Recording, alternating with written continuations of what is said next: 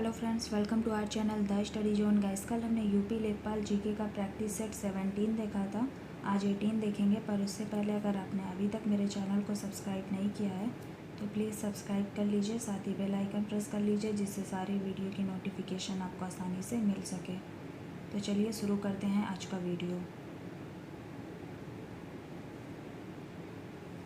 पहला क्वेश्चन दिया है, गौतम बुद्ध ने अपना पहला उपदेश किस स्थान पर दिया था। 4 ऑप्शन आपको दिया गया है, लुम्बिनी, सारनाथ, बोधगया, वैशाली। तो आपका जो राइट आंसर होगा वो होगा ऑप्शन बी, सारनाथ। गौतम बुद्ध ने अपना पहला उपदेश कहाँ पे दिया था? सारनाथ में दिया था। सारनाथ के हिरण पार्क में पहला उपदेश अपना दिया था 5 ब्राह्मणों को। अगर ऐसे पूछेगा तब तो ठीक है, अगर बहुत ज़्यादा डीप में आपसे पूछ लेगा तो उसके लिए याद रखिएगा कि सारनाथ के हिरण पार्क में दिया था। हिरण पार्क।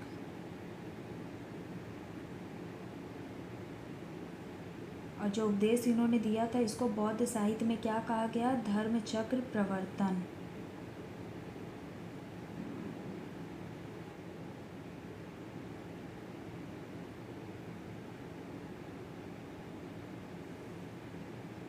तो याद रखिएगा कि धर्म चक्र प्रवर्तन कहा गया है गौतम बुद्ध द्वारा दिए गए उपदेश को। और इनको ज्ञान की प्राप्ति कहाँ हुई थी? बोधगया में हुई थी। नेक्स्ट क्वेश्चन,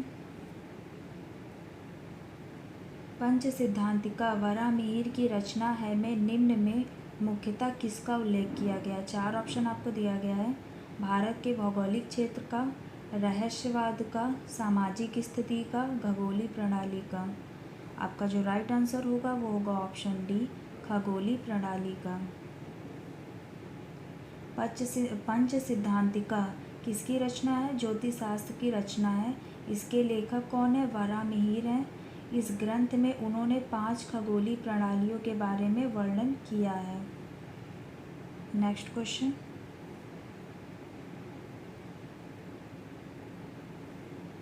भारत में कुल कितने कृषि पारिस्थितिकी क्षेत्र हैं? 4 ऑप्शन दिया गया है, 20, 15, 19, 18। आपका जो राइट आंसर होगा वो होगा ऑप्शन ए, 20। भारत में कुल कितने पारिस्थितिकी क्षेत्र हैं? 20 हैं। भारत देश में एग्रो इकोलॉजिकल या पारिस्थितिकी क्षेत्रों की संख्या कितनी है? 20 है।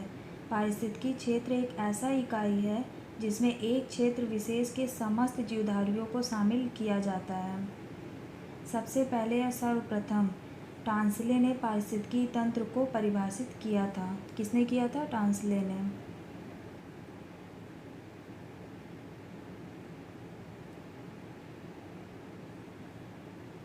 नेक्स्ट क्वेश्चन, उत्तर प्रदेश के निम्न किस जिले में यूरेनियम पाया जाता है? 4 ऑप्शन आपको दिया गया है, झांसी में, मिर्ज़ापुर में, हमीरपुर में, ललितपुर में। आपका जो राइट आंसर होगा वो होगा ऑप्शन डी, ललितपुर में। उत्तर प्रदेश के ललितपुर ज़िले में यूरेनियम पाया जाता है। यूरेनियम प्रकृति में पाया जाने वाला सबसे भारी तत्व होता है और इसका उपयोग कहाँ कहाँ किया जाता है? यूरेनियम का नाभिकीय श्रृंखला अभिक्रिया में होता है और दूसरा है नाभिकीय ऊर्जा से उत्पन्न बिजली बनाने में भी इसका उपयोग किया जाता है। नेक्स्ट क्वेश्चन, 1818 ईस्वी में प्रथम सूती वस्त्र कारखाना निम्न में से किस क्षेत्र में स्थापित किया गया था?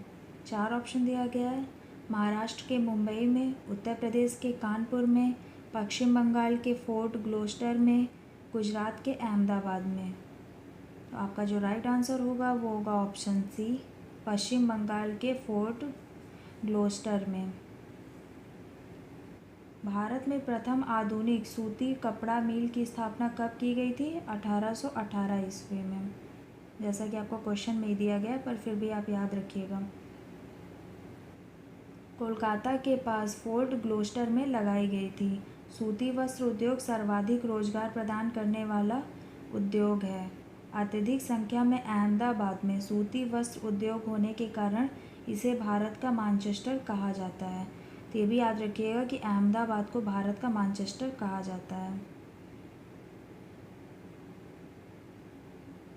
भारत का मैनचेस्टर।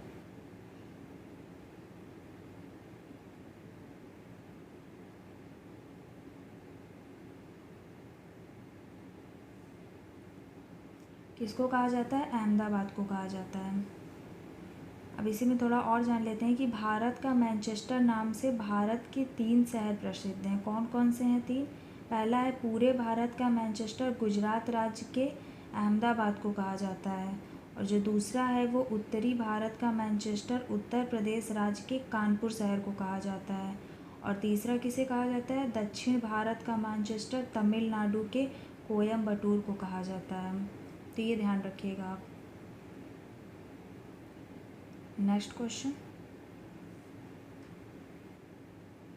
भारत की स्वर्णिम चतुर्भुज परियोजना जोड़ती है। 4 ऑप्शन दिया गया है। दिल्ली, मुंबई, चेन्नई, कोलकाता। दूसरा ऑप्शन है दिल्ली, झांसी, बेंगलुरु, कन्याकुमारी। तीसरा है श्रीनगर, दिल्ली, कानपुर, कोलकाता। चौथा है अहमदाबाद, बेंगलुरु, कोलकाता, कानपुर।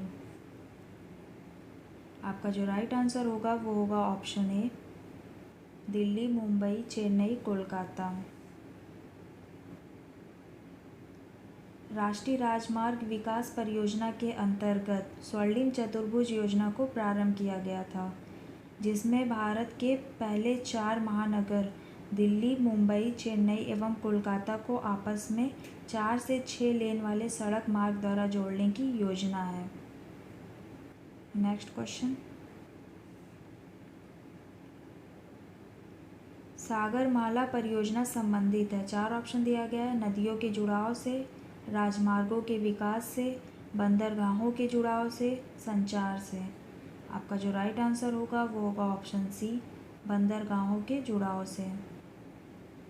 देश के सभी बंदरगाहों को आपस में जोड़ने तथा उनके अवसंरचनात्मक तकनीकी विकास के लिए कौन सी परियोजना शुरू की गई है? सागरमाला परियोजना। नेक्स्ट क्वेश्चन, भारत में नियमित एवं वैज्ञानिक ढंग से जनगणना किस वर्ष प्रारंभ हुई है? 4 ऑप्शन है। 1871 में, 1881 में, 1891 में, 2001 में। आपका जो राइट आंसर होगा वो होगा ऑप्शन बी, 1881 में। भारत में नियमित अर्थात प्रत्येक 10 वर्ष के अंतराल पर वैज्ञानिक जनगणना 1881 से किसके कार्यकाल में प्रारंभ हुई है? लॉर्ड रिपन के।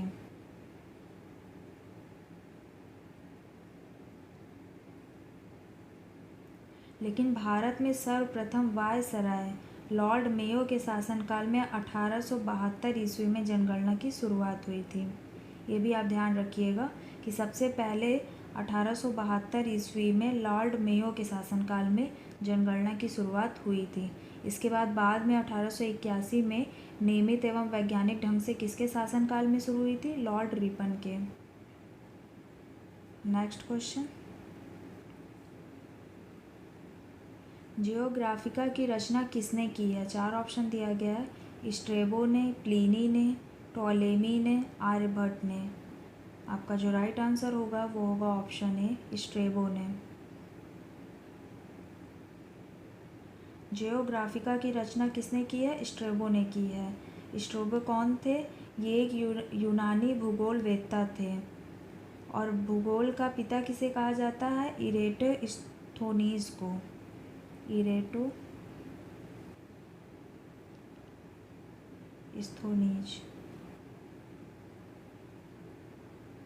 ये याद रखिएगा कि भूगोल का पिता किन्हें कहा जाता है? इरेटोस्थनीज को। और जियोग्राफिका की रचना किसने की थी? स्ट्रेबो ने। नेक्स्ट क्वेश्चन, सूर्य की ऊर्जा उत्पन्न होती है। 4 ऑप्शन दिया गया है। नाभिकीय विखंडन द्वारा, ऑक्सीकरण द्वारा, नाभिकीय संलयन द्वारा, आयनन द्वारा। तो आपका जो राइट आंसर होगा वो होगा ऑप्शन सी, नाभिकीय संलयन द्वारा। सूर्य की ऊर्जा का कारण नाभिकीय संलयन क्रिया के फलस्वरूप उत्पन्न ऊर्जा है। इस प्रक्रिया में H2 के नाभिक आपस में संलयित होकर हीलियम का निर्माण करते हैं। नेक्स्ट क्वेश्चन, हाल ही में किए गए महाप्रयोग लार्ज हाइड्रॉन कोलाइडर का संबंध किससे है? 4 ऑप्शन है। सूर्य से, ब्रह्मांड से, पृथ्वी से, चंद्रमा से। आपका जो राइट आंसर होगा वो होगा ऑप्शन बी, ब्रह्मांड से। लार्ज हाइड्रॉन कोलाइडर का महाप्रयोग ब्रह्मांड की उत्पत्ति को समझने के लिए किया गया था। लार्ज हाइड्रॉन कोलाइडर परियोजना यूरोपीय अंतरिक्ष एजेंसी सर्न की परियोजना है। यह परियोजना जेनेवा स्विट्ज़रलैंड में की जा रही है। कहाँ की जा रही है? जेनेवा में। नेक्स्ट क्वेश्चन, अंतर्राष्ट्रीय चावल अनुसंधान संस्थान कहाँ स्थित है? 4 ऑप्शन है, मनीला में, पेरिस में, रोम में, जेनेवा में। तो आपका जो राइट आंसर होगा वो होगा ऑप्शन ए, मनीला में। अंतर्राष्ट्रीय चावल अनुसंधान संस्थान फिलीपींस की राजधानी मनीला में स्थित है। मनीला किसकी राजधानी है? फिलीपींस की।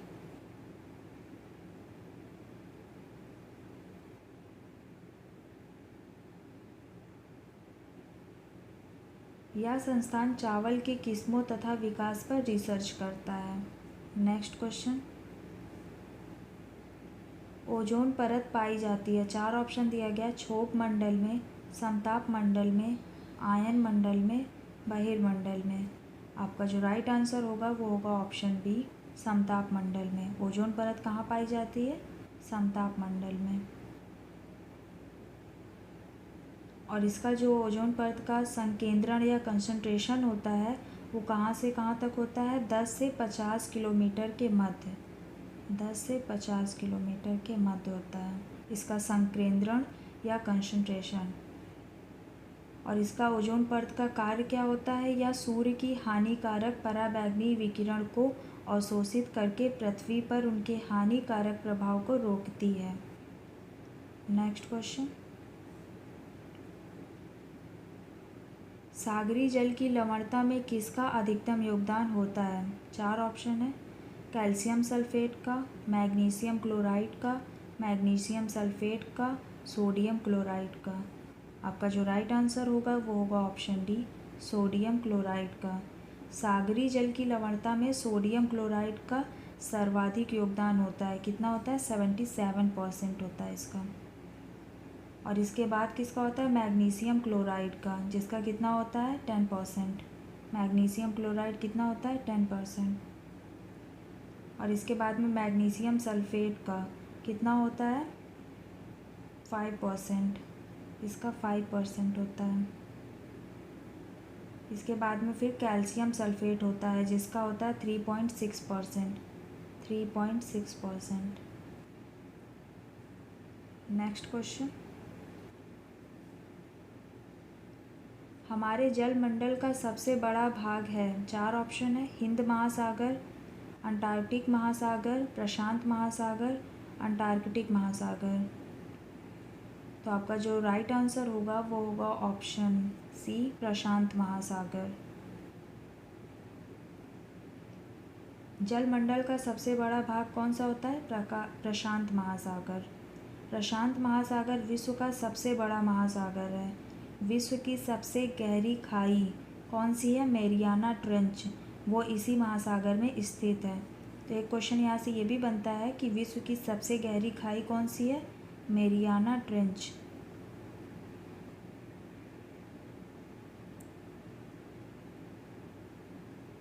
ये याद रखिएगा कि विश्व की सबसे गहरी खाई कौन सी है? Mariana trench. नेक्स्ट क्वेश्चन,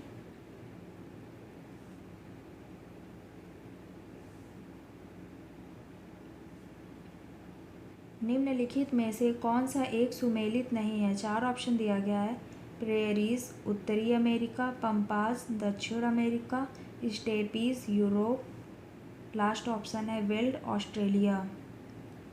तो इनमें से कौन सा सही नहीं है? तो आपका जो राइट आंसर होगा वो होगा ऑप्शन डी, वेल्ड। ये सही नहीं है क्योंकि एक साइड में तो आपको घास के मैदान दिया गया है और दूसरा क्या है कि वो कहाँ पाए जाते हैं। तो वेल्ड जो है ये ऑस्ट्रेलिया में नहीं पाया जाता है। ये कहाँ पाया जाता है? दक्षिण अफ्रीका में पाया जाता है। दक्षिण अफ्रीका में।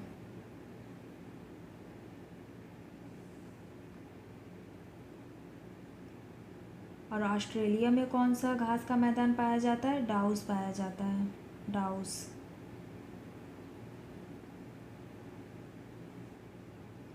डाउस घास का मैदान।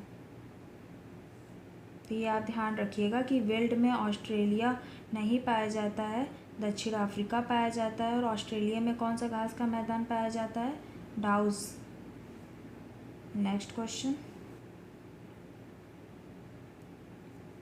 हेकिस्टोथर्म पौधे हैं जो उगते हैं, 4 ऑप्शन दिया गया है, तेज प्रकाश में, अधिक ताप में, बहुत कम ताप पर, बहुत कम प्रकाश में।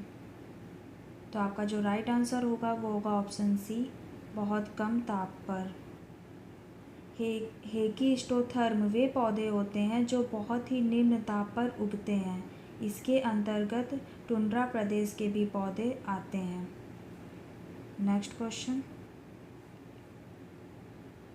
गोबी मरुस्थल किस देश में स्थित है? 4 ऑप्शन है, मैक्सिको में, सूडान में, मंगोलिया में, मिस्र में। तो आपका जो राइट आंसर होगा वो होगा ऑप्शन सी, मंगोलिया में। गोबी मरुस्थल का विस्तार मंगोलिया में है। गोबी मरुस्थल कहाँ स्थित है? ये चीन एवं मंगोलिया की सीमा पर स्थित है। यह एक शीत मरुस्थल होता है। और ये जो गोबी है, इस शब्द का अर्थ क्या होता है? जल रहित स्थान। जल रहित स्थान होता है इसका अर्थ। गोबी का।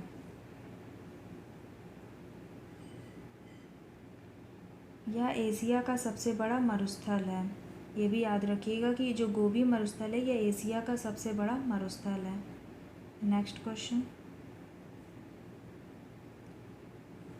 इंकलाब जिंदाबाद का नारा किसके द्वारा दिया गया था? 4 ऑप्शन है, Chandrashekhar Azad, Subhash Chandra Bose, Bhagat Singh, Iqbal.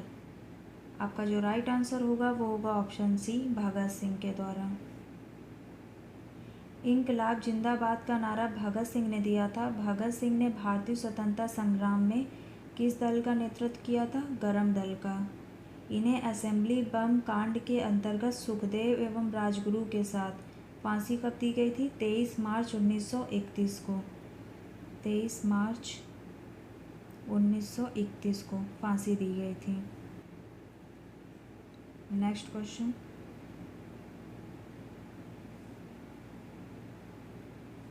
Mohammedan Anglo Oriental College की स्थापना किसने की थी? 4 ऑप्शन है, खान अब्दुल गफ्फर खान, सैयद अहमद खान, मौलाना आज़ाद, एस.सी. बोस। आपका जो राइट आंसर होगा वो होगा option B, Syed Ahmed Khan. Mohammedan Anglo Oriental College की स्थापना किसने की थी? सैयद अहमद खान ने। कहाँ पे की थी? अलीगढ़ में की थी, अलीगढ़ में। नेक्स्ट क्वेश्चन, भारत में व्यापार पर ईस्ट इंडिया कंपनी के एकाधिकार को निम्नलिखित के द्वारा समाप्त कर दिया गया था। 4 ऑप्शन है, 1773 का विनियम अधिनियम, ईस्ट इंडिया अधिनियम, 1813 का चार्टर अधिनियम, 1853 का चार्टर अधिनियम। आपका जो राइट आंसर होगा वो होगा ऑप्शन सी, 1813 का चार्टर अधिनियम। तो जो 1813 का हमारा चार्टर अधिनियम है, इसके द्वारा ब्रिटिश सरकार ने कंपनी के वाणिज्यिक एकाधिकार को समाप्त कर दिया था। पर किसको छोड़कर? चाय और चीन के साथ व्यापार को छोड़कर। चाय और चीन के साथ व्यापार को छोड़कर बाकी सारे एकाधिकार को समाप्त कर दिया था ईस्ट इंडिया कंपनी ने। नेक्स्ट क्वेश्चन, कीटों के वैज्ञानिक अध्ययन को क्या कहते हैं? 4 ऑप्शन है, एंटोमोलॉजी, पैरासिटोलॉजी, मैल्कोलॉजी, इक्थियोलॉजी। तो आपका जो राइट आंसर होगा वो होगा ऑप्शन ए, एंटोमोलॉजी। कीटों के वैज्ञानिक अध्ययन को क्या कहते हैं? एंटोमोलॉजी। नेक्स्ट क्वेश्चन, मानव शरीर की कोशिकाओं में पाए जाने वाले गुणसूत्र जोड़ों की संख्या कितनी है? 4 ऑप्शन है, 21, 22, 25, 23। आपका जो राइट आंसर होगा वो होगा ऑप्शन डी, 23। मानव कोशिका में गुणसूत्रों के 23 जोड़े पाए जाते हैं। पुरुषों में XY गुणसूत्र तथा महिलाओं में कौन से? XX गुणसूत्र पाए जाते हैं। गुणसूत्र केंद्रक में धागे नुमा संरचना की तरह होते हैं। नेक्स्ट क्वेश्चन, आनुवांशिक विज्ञान का जनक किसे कहा जाता है? 4 ऑप्शन है, चार्ल्स डार्विन को, ग्रेगर जॉन मेंडल को, मॉर्गन को, ह्यूगो डी ब्रीज को। आपका जो राइट आंसर होगा वो होगा option B, Gregor John Mendel को। आनुवांशिक विज्ञान का जनक किसे कहा जाता है? ग्रेगर जॉन मेंडल को। नेक्स्ट क्वेश्चन, हमारे शरीर की लघुत्तम हड्डी पाई जाती है? 4 ऑप्शन दिया गया, कान में, नाक में, आँख में, पैर के अंगूठे में। आपका जो राइट आंसर होगा वो होगा ऑप्शन ए, कान में। हमारे शरीर की लघुत्तम हड्डी कहाँ पाई जाती है? कान में। और इसका नाम क्या होता है? स्टेपीज। क्या होता है? स्टेपीज। ये आप लोग ध्यान रखिएगा कि सबसे छोटी हड्डी का नाम क्या होता है? स्टेपीज होता है। और कहाँ पाई जाती है? कान में पाई जाती है। और इसके बाद मानव शरीर की सबसे बड़ी हड्डी का नाम क्या होता है? फीमर होता है, फीमर। और ये कहाँ पाई जाती है? जांघ में पाई जाती है। ये भी ध्यान रखिएगा आप। नेक्स्ट, तो गाइस ये थे आज के वीडियो के 25 क्वेश्चन। आई होप आपके लिए वीडियो यूज़फुल रहा होगा। अगर वीडियो पसंद आए तो प्लीज़ लाइक शेयर सब्सक्राइब ज़रूर करें। मिलते हैं नेक्स्ट वीडियो में।